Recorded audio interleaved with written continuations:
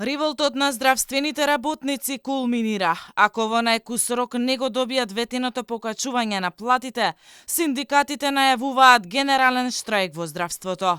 Белите мантили се револтирани и демотивирани, велат од синдикатот на клинички. Прашуваат до кога ќе молат за повисоки плати и подобри услови за работа. Деморализирани сме сите, значи од професори, доктори, сестри, сите цел медицински кадар.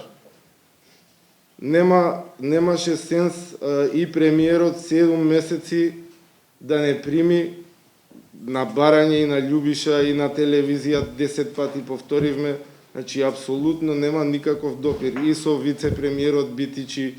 Синдикатот предупреди дека во моментов во здравството се случува така наречен бел или тивок штрајк, во кој им се губи ентузијазмот на вработените.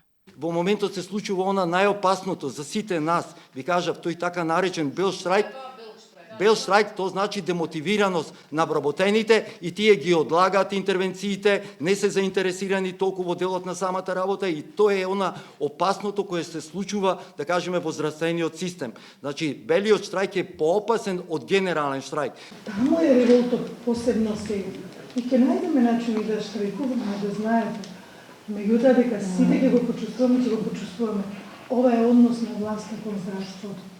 Покачувањето треба да важи од март, но кога на вистина ќе се случи неизвестно, оти се чека одобрување од Министерството за финансии. Ресорниот министер пак се правда дека се било усогласено и за неколку дена ќе почнела исплатата со повисоки плати. Ние се стремиме секојаш да седите работници да имат подобри примања и за тоа ќе се залагаме и во идни.